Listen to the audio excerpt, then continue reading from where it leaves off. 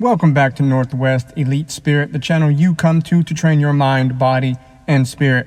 I'm Coach Brian. If you haven't hit that subscribe button yet, do that now and make sure to ring that notification bell to stay up to date on all of my newest releases. This is Slay Your Demons from Encounters with the Nagual, Conversations with Carlos Castaneda by Armando Torres from the chapter Teaching the Art of Stalking. Little by little, Carlos's stories had their effect on me. One day, I sat down to seriously consider the amount of effort I invested in sustaining my self-importance. I did not examine my self-importance in its usual course, in common forms like self-sufficiency or whining for attention. I reviewed my self-importance in the more subtle aspects linked to fundamental ideas that I had about the world. However, these reflections did not bring me any certainty. On the contrary, I began to notice how the enormity of the ideological framework in which I lived, and which I had always taken for granted, trembled. When I told Carlos this, he saw it as something quite natural. He said, "You're learning how to stalk yourself. It is what you might have done ever since you learned to use your reason." I already had read about the art of stalking. Stalking is a hunting strategy which consists of using your prey's own habits and routines to catch it.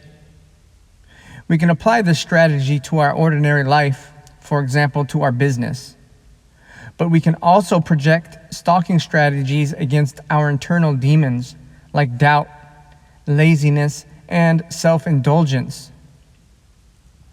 Carlos and I had some free time before his lecture, so I took advantage of that opportunity to ask him to tell me more about stalking. To my complete astonishment, he told me that he could not do it as long as I was not committed to the teachings to the point of death. I asked him, "Why?"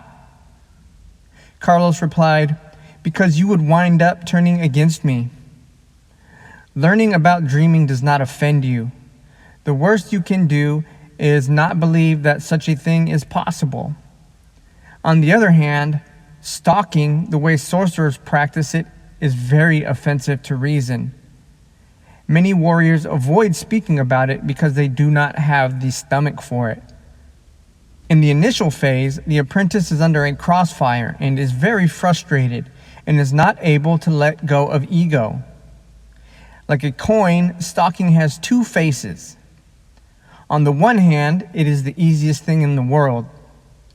On the other hand, it is a very different technique, and not because it is complex, but because it deals with aspects of oneself that people usually do not want to deal with. Dreaming moves you deeply, but bounces you like a rubber ball. Stalking induces minuscule, but very solid movements of the assemblage point, but you can immediately return to what you first were. So when you look around, you can see everything the same way as you always did, and so you might continue to use your everyday approach to things.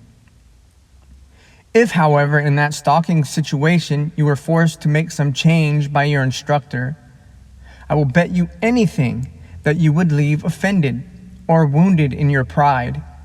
You would quit the teaching. I asked Carlos how then sorcerers taught this art. He answered that traditionally it is left until the end, and it is taught in a state of heightened awareness. Carlos explained, stalking is not something that is openly talked about. You must read between the lines. The stalking part of my knowledge belonged to the teachings for my left side.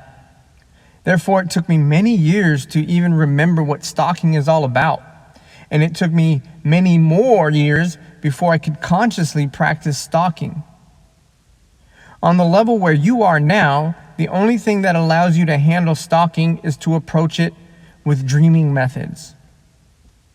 If at any point you should feel that I am touching on topics that are too personal, or you have an attack of suspicion, then you should look at your hands, or use any other reminder you have chosen. Dreaming attention will help you break your fixation.